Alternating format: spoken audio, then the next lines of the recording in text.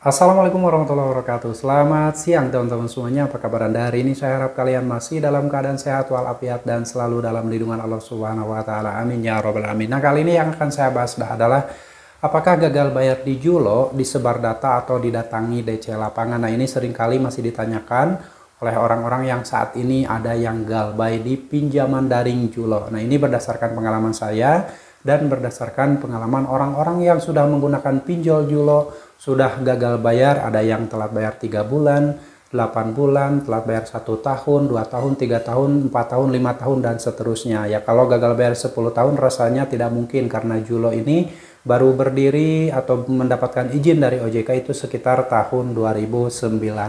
Ya, jadi tidak mungkin ada yang gagal bayar 10 tahun atau 20 tahun di Julo ini. Tapi sebelum saya jelaskan lebih lanjut, saya ucapkan terima kasih banyak buat kawan-kawan yang sampai saat ini masih selalu setia mensupport channel ini dan menantikan setiap video yang saya publikasikan setiap harinya. Saya doakan semoga kalian diberikan kesehatan, diberikan kemudahan, dan dimudahkan segala rezeki kalian oleh Allah Subhanahu wa taala. Amin ya Allah ya rabbal alamin. Dan buat kawan-kawan yang sudah memutuskan galbay di Julo ataupun di pinjol yang lain, saya ucapkan selamat karena ternyata gagal bayar di pinjol itu adalah cara terbaik untuk melepaskan diri dari jeratan utang pinjol dibandingkan dengan kalian masih merawat pinjol dan endingnya pasti akan gagal bayar dan diakhiri dengan penyesalan. Ada yang bertanya mengenai apakah telat bayar dan gagal bayar di Julo itu akan disebar data atau didatangi DC lapangan. Ini masih ada pertanyaan, padahal menurut saya di tahun 2025 ini sudah bukan zamannya menanyakan apakah ada DC atau tidak, apakah gagal bayar di pinjol akan disebar data atau tidak. Sebenarnya itu sudah pertanyaan-pertanyaan yang timbul di tahun 2018, 2019, 2020 sampai 2023 seharusnya. Mulai tahun 2025 ini tidak ada lagi pertanyaan seperti itu karena saya yakin sudah banyak orang yang paham bagaimana cara mengatasi ketika mengalami telat bayar atau gagal bayar di pinjaman online. Tetapi mungkin masih ada orang yang baru pertama kali menggunakan pinjol dan saat tidak mampu bayar bingung harus seperti apa, dan jangan sampai kalian melakukan perbuatan-perbuatan yang di luar akal sehat. Oke ya, sekali lagi saya jelaskan bahwa pinjaman online Julo adalah merupakan pinjaman online yang sudah berizin di OJK. Tentunya ini aman dalam arti menurut OJK jika kalian ingin aman maka pinjamlah di pinjol legal atau di pinjaman daring OJK, yaitu akan aman kata OJK ya.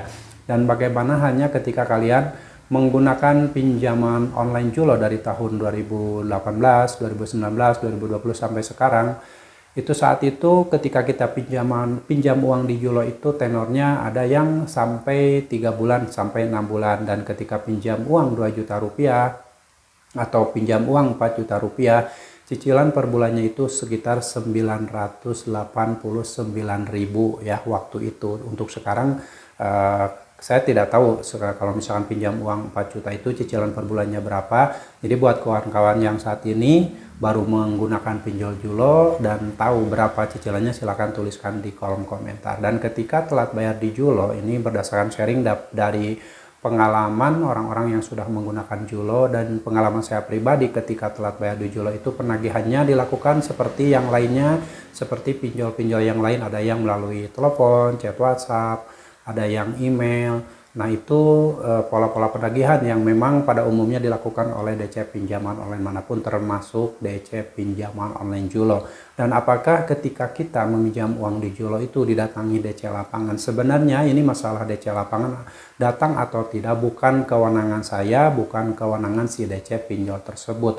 Karena DC pinjol akan datang ke rumah Anda berdasarkan surat perintah dari perusahaannya. Misalkan debt collector pinjaman online Julo, dia akan datang ke rumah nasabahnya yang telat bayar ketika sudah ada surat perintah dari perusahaan Julo tersebut ya. Jadi tidak mungkin dia tiba-tiba datang ke rumah Anda tanpa ada instruksi atau surat tugas dari perusahaan pinjaman online Julo tersebut. Kalian yang bertanya apakah gagal bayar di Julo akan didatangi DC lapangan, itu tergantung dari tugas yang diberikan oleh perusahaan Julo tersebut. Saya tidak tahu DC pinjolnya juga mungkin tidak tahu dia akan datang kapan ya. Jadi buat kawan-kawan yang masih bertanya seperti itu tidak usah panik. Pertanyaan seperti itu justru akan semakin menakut-nakuti kalian. Lebih baik hilangkan pertanyaan-pertanyaan seperti itu, hilangkan pikiran-pikiran tentang DC lapangan yang datang ke rumah. Karena faktanya walaupun si DC lapangan datang ke rumah itu, pengalaman saya dulu itu tidak semenyeramkan yang kalian pikirkan. Ya justru lebih ganas lagi penagihan-penagihan yang dikirimkan melalui chat WhatsApp, melalui email, melalui SMS itu lebih ganas. Kalau DC lapangan yang datang ke rumah itu kebetulan waktu itu yang datang orangnya baik-baik saja, dia sopan menanyakan, dan setelah itu setelah dijelaskan dia pulang kembali, tidak ada hal-hal yang menakutkan. Jadi buat kawan-kawan yang takut didatangi DC lapangan tidak usahlah, itu lebih baik kalian jika memang menyatakan sudah tidak mampu bayar, gagal bayarkan dan terima segala resikonya ya. Terima segala resikonya, mau disebar data, mau didatangi DC lapangan, mau apapun itu terima segala resikonya, ikhlaskan bahwa kalian itu sudah tidak mampu bayar lagi. Jangan lagi gali lubang tutup lubang, jangan lagi membayar pinjol dengan cara membayar biaya perpanjangan, jangan lagi dengan membayar pinjol itu dengan cara menjual aset dan lain-lain, tidak perlu dilakukan. Stop pembayaran jika menyatakan sudah tidak mampu bayar. Lalu yang kedua, apakah gagal bayar di Julo itu disebar data? Nah, hal ini juga sebenarnya hanya asumsi saja teman-teman. Seharusnya pinjaman online Julo ini karena legal yang resmi dari OJK seharusnya tidak menyebarkan data-data nasabahnya. Jadi kalau misalkan terjadi sebar data itu mungkin saja dilakukan oleh orang yang pihak ketiga ataupun oknum-oknum yang tidak bertanggung jawab yang biasanya tidak menyebutkan nama aplikasinya. Jadi yang terpenting ketika kalian memang mendapatkan bahwa kalian itu disebar data, sebaiknya kuatkan mental saja. Karena itu adalah salah satu resiko ketika kalian tidak mampu bayar di pinjaman online manapun ya, termasuk pinjol Julo. Cuman kalau terjadi sebar data, saya yakin tidak akan menyebutkan nama aplikasinya. Tapi kalau misalkan kalian merasa hanya mempunyai utang di satu pinjol Julo, lalu tiba-tiba data kalian disebar, maka stop pembayaran, gagal bayarkan, tidak usah membayarkan hutang kalian lagi. Anggaplah hutang kalian lunas, karena di awal ketika kita meminjam uang di pinjaman online manapun tidak ada perjanjian utang piutang bahwa ketika kita tidak mampu bayar walaupun sebelumnya sudah berusaha membayar dan endingnya gagal bayar karena tidak mampu lagi membayar utang tersebut, tidak ada perjanjian bahwa kalian akan disebar data, akan dimaki-maki, akan dihina-hina, akan dicemarkan nama baik, itu tidak ada seperti itu. Jadi kalau terjadi hal seperti itu, stop pembayaran, gagal bayarkan, tidak usah dibayarkan lagi. Oke ya teman-teman, itu adalah sharing ketika kita gagal bayar di Julo. Ini berdasarkan informasi dari orang-orang yang sudah gagal bayar di Julo, termasuk pengalaman saya juga gagal bayar di Julo. Mau utangnya berapapun itu sebaiknya kalian jauhkan pikiran-pikiran dari masalah didatangi DC lapangan, masalah disebar data, masalah hal-hal yang negatif yang justru itu menakut-nakuti diri kalian sendiri ya.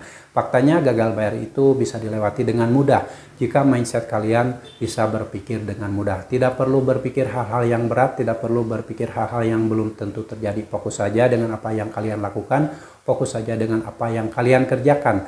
Perbanyak mencari peluang rezeki untuk menambah pundi-pundi rupiah. Insya Allah dengan seperti itu hidup kalian akan lebih baik dan bisa melewati fase gagal bayar di pinjaman online Julo tersebut. Oke, semoga sharing ini bermanfaat. Dan buat kawan-kawan yang saat ini masih panik, masih diliputi keresahan, masih diliputi ketakutan karena tidak mampu lagi bayar di pinjol, segera kembali ke jalan Allah Subhanahu wa Ta'ala, pasrahkan diri sama Allah, perbaiki ibadah Anda. Insya Allah Allah juga tidak akan membiarkan umatnya teraniaya. Allah akan menolong Anda dan memberikan solusi atas segala macam permasalahan yang sedang Anda hadapi saat ini.